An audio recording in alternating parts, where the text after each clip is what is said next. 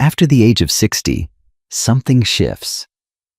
Life slows down just enough for us to truly notice the beauty in everyday moments. A quiet morning light, the laughter of a grandchild, the peace of not having to rush anywhere. We are no longer building for the future. We are living it. And every choice we make, especially about how we spend our time, our energy, and our money, begins to feel more important than ever before. But sometimes, without realizing it, we hold on to habits that used to serve us in our younger years. But now, they quietly hold us back. Habits that drain our savings. Habits that steal our peace. Habits that make our golden years heavier than they need to be. So today, I want to speak to you, woman to woman, about the spending traps that often sneak into our lives after 60. Not to judge, not to criticize, but to gently invite you to take a fresh look, because you deserve a life that feels light, free, and fully yours. If even one of these stories feels familiar, I want you to know something. You are not alone. Every wise woman I know is still learning, still growing, still figuring things out. And that is something to be proud of. So, take a deep breath, make yourself a warm cup of tea, and let us have a heart-to-heart conversation about the small choices that can quietly change everything. 1. The illusion of designer labels. Let us start with something many of us have fallen for at some point in our lives: expensive brand-name clothing. For decades, many women believed that elegance was something we wore, that a well-known label somehow meant we were worth more, respected more, seen more clearly. We bought the blouses, the handbags, the shoes, and for a while it made sense. In the office, at social events, even in family gatherings, looking polished helped us feel strong. Let me tell you about Helen. She is 68 years old and lives in a quiet neighborhood in Pennsylvania. Helen used to love fashion. Chanel, Coach, Nordstrom, those brands filled her closet. Every morning, she would take her time selecting just the right outfit, carefully matching earrings and scarves, making sure everything was just so. But something shifted after retirement. One morning, Helen stood in front of her full closet and asked herself, "Who am I getting dressed for now?" Her days were slower, more gentle. She was baking with her grandchildren, tending to her garden, volunteering at the local library. None of those moments asked her to wear $300 shoes.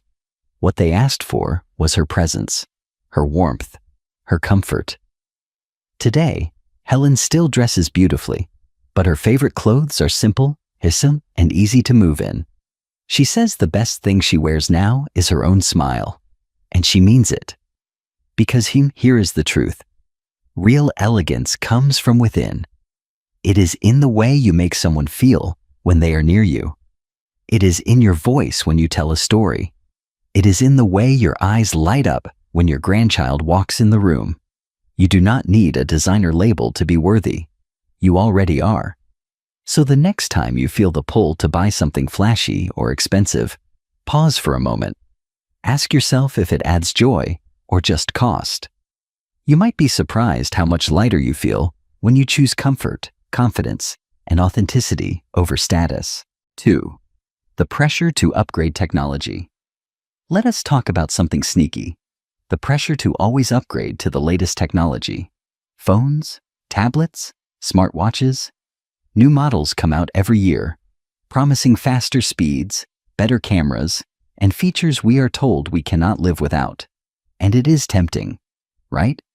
The ads are everywhere. They make it sound like we are missing out if we do not keep up. Let me share Ruth's story. She is 72 and lives in Oregon. Ruth has always been independent and tech-savvy. When the new phone came out, the one with the fancy camera and the titanium body, she thought, why not? So she spent over $1,000 on a phone she hoped would make life easier, but it didn't. Instead, it made her feel frustrated and overwhelmed. The buttons were different, the menus were confusing, and she missed calls she didn't even know she had. All she really wanted was to FaceTime her daughter and see pictures of her new great-grandbaby. Her old phone could have done that just. Technology is supposed to serve us, not stress us out. And here's the bigger truth. Newer does not always mean better, especially when the device you already own is still working well and doing exactly what you need it to do. Ruth eventually returned the new phone and went back to her old one. Now, she feels more in control, more at peace. She uses it to connect, not to chase updates. If you find yourself feeling the pressure to upgrade, take a step back. Ask yourself, what do I actually use this for? If it still works and it still serves your needs, let that be enough. You are not behind. You are wise. And wisdom means knowing the difference between what you want and what you truly need. 3. The weight of credit card interest. Now, let's talk about something that often goes unnoticed, but can quietly weigh on your heart and your bank account. Credit card interest. For many of us, credit cards started as a convenience. A dinner here, a gift there, a quick fix for a car repair. But over time, that balance can build, and before you know it, you are paying hundreds, even thousands, of dollars just in interest. Not on things you're enjoying today, but on things that are long gone. Joanne, a 70-year-old widow from Florida, knows this feeling all too well. She spent most of her life being careful with money, but after her husband passed, she started using her credit card more often. A little online shopping to distract from the loneliness, sending gifts to her grandkids, fixing up the house. Nothing extravagant, but it added up. One day, Joanne sat down to review her finances and realized she had paid over $9,000 in interest in just 2 years. Her heart sank. That money could have helped with medical bills, home repairs, or even a well-deserved trip with her sister. But Joanne did not let guilt take over. She got to work. She called her bank, set up a payment plan, and started making small, consistent payments. She sold a few things she no longer needed, and most importantly, she forgave herself. Because learning is part of living. Debt is not just a number, it is a feeling. It can keep you up at night. It can make you feel stuck, anxious, even ashamed. But it does not have to define your story. You are not alone. So many women carry this quiet burden, thinking they have to fix it all themselves. But there is help. There are tools. And there is always a way forward. The less you owe, the lighter you feel. And the lighter you feel, the more joy you can carry. You deserve that joy, and you can have it. 4. The silent drain of unused subscriptions. There is a quiet little trick that companies use. They count on us forgetting. They count on us signing up for something, maybe during a free trial or on a whim, and then never going back to cancel it. Over time, these tiny charges, $9 here, $15 there, slowly add up. Margaret, age 66 from Texas, knows how this happens. During the pandemic, she signed up for every streaming service under the sun: Netflix, Hulu, Disney+, even a few fitness apps. At the time, it felt comforting. Having all those options felt like control, like she was doing something good for herself.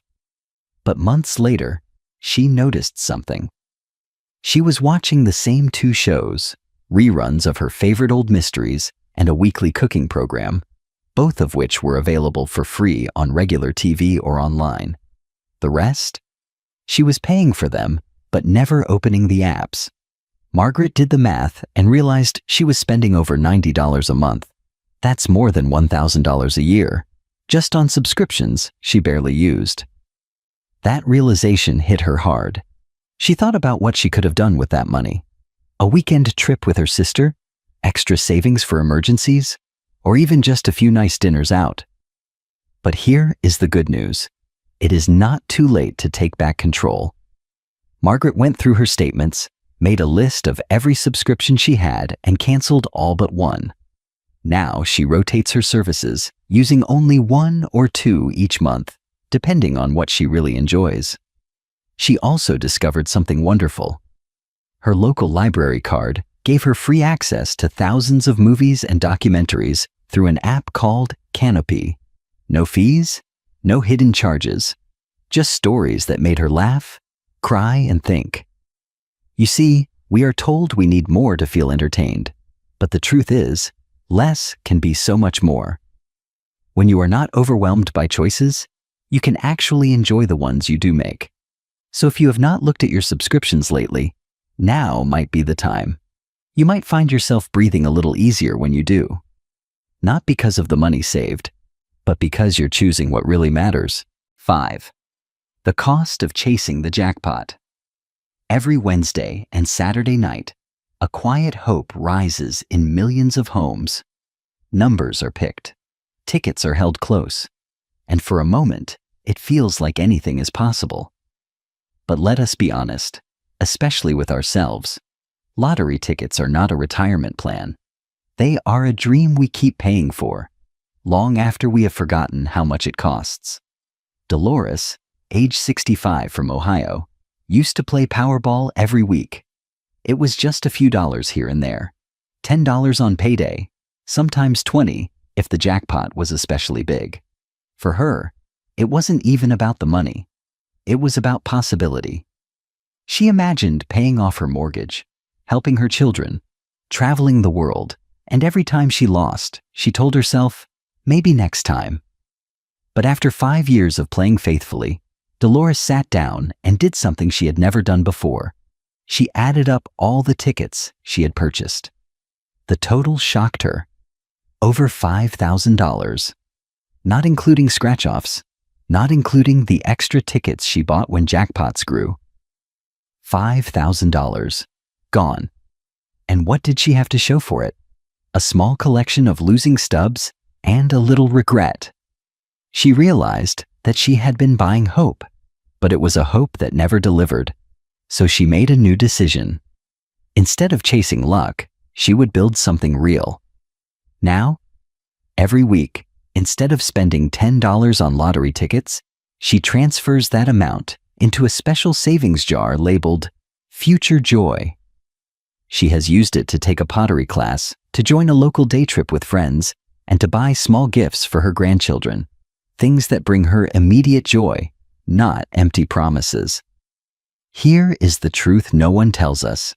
We are already rich in the ways that count. In love, in wisdom, in experience. That is the kind of wealth no ticket can give and no number can match. If you are still buying tickets, I invite you to pause. Ask yourself, what do I really want from this? Is there another way to bring that dream to life without waiting on a jackpot that may never come? Because the life you want is not won. It is built, one small, wise choice at a time. 6. The true cost of food delivery convenience. There is something undeniably easy about food delivery. A few taps on a screen and dinner arrives at your door. No dishes, no prep, no effort, just convenience. But over time, convenience comes with a cost, not just financial, but emotional, physical, and personal. Linda, a 63-year-old from California, found herself relying on delivery more and more after her husband passed away. At first, it was a relief. Cooking for one felt lonely, and it was easier to let someone else do it. She would order takeout 4, sometimes 5 times a week. Thai food, burgers, pasta, whatever sounded good in the moment. But a year later, during a checkup, her doctor told her something that startled her. Her blood pressure was rising. Her weight had crept up, and worst of all, she felt tired. Not just physically, but emotionally. So Linda sat down and reviewed her spending. She had spent more than $3,000 in a year, not on gourmet meals, but on food that was high in sodium, low in nutrients, and eaten alone in front of a television. That was her wake-up call. So she made a promise to herself. $300 home-cooked meals a week. Nothing fancy, just real food, prepared with care. Soup, roasted vegetables, grilled chicken, things her body recognized, things her heart remembered from simpler times. And something beautiful happened. She began to enjoy the process, the smell of garlic and olive oil, the rhythm of chopping onions, the quiet pride of setting a table for herself, not because anyone was watching, but because she mattered. She started inviting her neighbor over once a week for lunch. They shared stories, recipes, laughter. Her health improved. So did her spirit. Delivery has its place, of course. There is nothing wrong with convenience now and then. But when it becomes the norm, we lose something deeper, the connection to what nourishes us, inside and out. Cooking is not just about food. It is about love, rhythm, memory.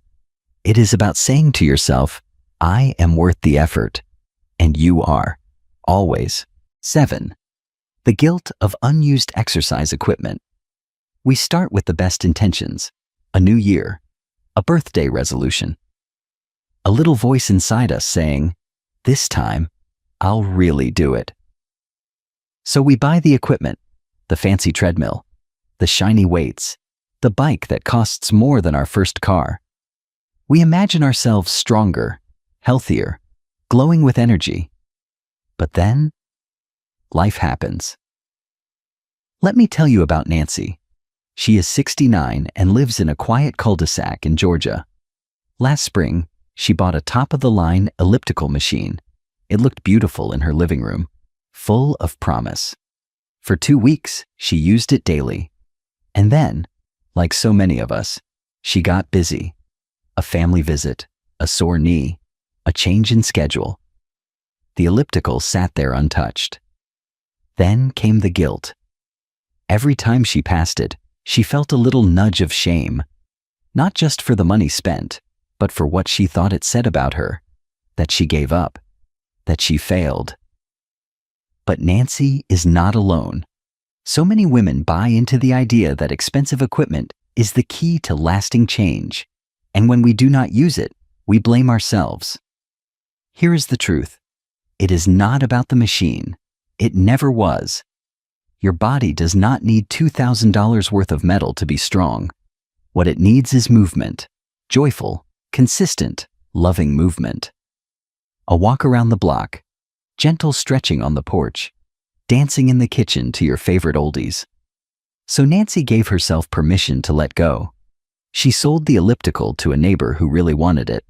Then, she joined a local walking group that meets twice a week at the park. No pressure, no equipment, just women, shoes, and fresh air. And you know what? She is happier. She moves more. She sleeps better. Not because she spent money, but because she made space for habits that feel good. If you have a piece of equipment collecting dust in your home, let me say this gently. You do not need to feel bad. You are not lazy. You're human. And you deserve movement that fits your life, not guilt that takes up space in your living room. 8. The empty promise of overpriced courses. There is something tempting about personal growth courses. A promise to help you discover your purpose, to unlock happiness, to finally find that missing piece. And sometimes, those courses are beautiful, helpful, and worth the investment.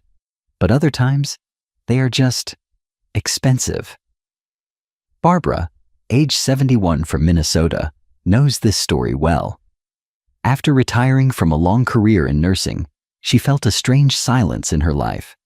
The structure was gone. The sense of purpose she once had, waking up, helping people, making a difference, had faded.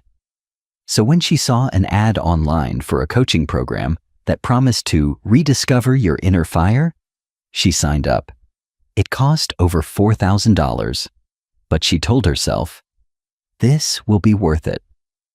For months, she attended Zoom calls, filled out worksheets, joined online forums, and while some of it felt inspiring, something always felt a little off. When the course ended, Barbara looked at her notes and realized something. The answers they gave her were things she already knew. The lessons?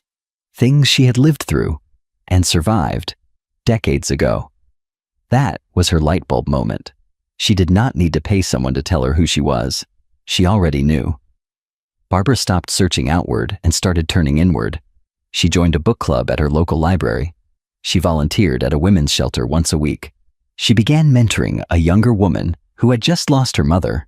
And that was when she felt her purpose return, not because someone sold it to her, but because she gave it freely. You see, the richest growth does not come from big price tags. It comes from connection, from contribution, from listening to our own wisdom and sharing it with others. If you are feeling lost, remember this: you do not need fixing. You are not broken. You are evolving. And that process takes time, kindness, and real-life community. Not a credit card. The greatest course you can ever take is the one called life. And my friend, you have already passed with honors. 9. The hidden cost of buying a brand new car. Let us talk about one of the biggest purchases many of us make, and how it can quietly drain our finances without offering much more in return. Buying a brand new car. Now, there is nothing wrong with wanting a comfortable, reliable vehicle, especially in retirement. Safety matters. Comfort matters. But what does not always make sense is paying top dollar for something that starts losing value the moment you drive it off the lot. Edith, age 75 from Illinois, had always driven used cars. But when her old sedan finally gave out, she thought, I deserve something new. So she went to the dealership and bought a brand new SUV, fresh off the lot, fully loaded, with monthly payments that made her wince. At first, she loved it. The new car smell, the smooth ride, the compliments. But over time, reality set in. After just 1 year, her car had already lost more than 30% of its value.